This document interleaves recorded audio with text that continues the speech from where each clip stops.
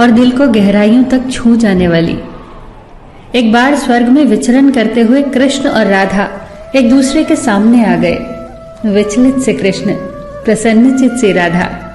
कृष्ण सकपकाए, राधा मुस्कुराई। इससे पहले कि कृष्ण कुछ कह पाते, राधा बोल उठी, कैसे हो द्वारिकाधीश।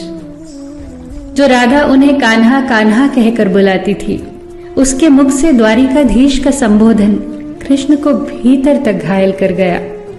फिर भी किसी तरह अपने आप को संभाल लिया उन्होंने और बोले राधा से, मैं तुम्हारे लिए आज भी वही कान्हा हूं। तुम तो मुझे द्वारिकाधीश मत कहो। आओ बैठते हैं, कुछ मैं अपनी कहता हूं, कुछ तुम अपनी सुनाओ। सच कहूं राधा, जब जब भी तुम्हारी याद आती थी, इन आंखों से आंसुओं की बूंदें निकल आती थी। राधा बोली, मेरे साथ ऐसा कुछ नहीं हुआ, न तुम्हारी याद आई न आंखों से आंसू बहा, क्योंकि हम कभी तुम्हें भूले ही कहाँ थे। जो तुम याद आते, इन आंखों में तो सदा तुम ही थे। कहीं आंसुओं के साथ निकल न जाओ, इसलिए रोते भी नहीं थे। कान्हा, प्रेम से अलग होने पर तुमने क्या खोया, इसका एक आईना दिखाऊं तुम्हें। कुछ कड़वे सच प्रश्न सुन पाओ तो सुनाऊं। कभी सोचा है इस तरक्की में तुम कितने पिछड़ गए। यमुना के मीठे पानी से जिंदगी की शुरुआत की और समुद्र के खारे पानी तक पहुंच गए। एक उंगली पर चलने वाले सुदर्शन चक्र पर भरोसा कर लिया और 10 उंगलियों पर चलने वाली बांसुरी को भूल गए। कान्हा, जब तुम प्रेम से जुड़े थे तो जो उंगली गोवर्धन पर्वत उठाकर लोगों को विनाश से बचाती थी, प्रेम से अलग होने पर वही उंगली क्या क्या रंग दिखाने लगी।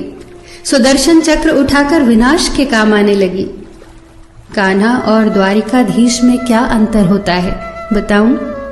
कान्हा होते तो तुम सुदामा के घर जाते, सुदामा तुम्हारे घर नहीं आता। युद्ध में और प्रेम में यही तो फर्क होता है। युद्ध में आप मिटाकर जीतते हैं और प्रेम में आप मिटकर जीतते हैं। कान्हा, प्रेम में डूबा हुआ इंसान दुखी तो रह सकता है, पर किसी को दुखी नहीं कर सकता। आप तो कई कलाओं के स्वामी हो, स्वप्न दूरदृष्टा हो, गीता जैसे ग्रंथ के दाता हो, पर आपने ये क्या निर्णय लिया? आपने अपनी पूरी सेना कौरवों को सौंप दी और अपने आप को पांडवों के साथ कर लिया। सेना तो आपकी प्रजा थी, राजा तो पालक होता है, उसका रक्षक होता है। आप जैसे महाज्ञानी उस रथ को चला रहे थे जिस पर बैठा अर्जुन आपकी प्रजा को ही मार रहा था। अपनी प्रजा को मरते देख आप में करुणा नहीं जगी, क्योंकि आप प्रेम से शून्य हो चुके थे। आज भी धरती पर जाकर देखो, आपकी द्वारिकाधीश वाली छवि को ढूंढते रह जाओगे। हर जगह, हर मंदिर में मेरे ही साथ खड़े नजर आओगे। मैं जानती हूं कान्हा, लोग गीता के ज्ञान की बात करते हैं, उसके महत्व की बात करते हैं, पर धरती के लोग युद्ध वाले द्वारिकाधीश पर नहीं, प्रेम वाले कान्हा पर भरोसा करते हैं।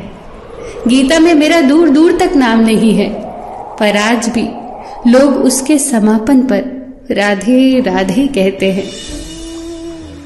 ये कहानी काल्पनिक जरूर है, पर इसके भीतर छिपी सीख बहुत महत्वपूर्ण है। श्री कृष्ण के पास कभी किसी प्रश्न का उत्तर ना हो, ऐसा तो हो ही नहीं सकता, परंतु राधा द्वारा लगाए गए प्रश्न चिन्हों पर कान्हा मौन रहे। यही तो है प्रेम में समर्पण का भाव। पराक्रम में हमें हर किसी को हराना होता है, तब भी हम जीत कर भी हार जाते हैं, परंतु प्रेम में एक ही कईयों का दिल जीत लेता है। सही कहा है कि छोटी सी उंगली पर पूरा गोवर्धन पर्वत उठाने वाले भगवान श्री कृष्ण छोटी सी बांसुरी को दोनों हाथों से पकड़ते थे। फिर मिलेंगे दोस्तों अगली कहानी के साथ। तब तक के लिए अपना ख्याल रखना और हमेशा मुस्कुराते रहना।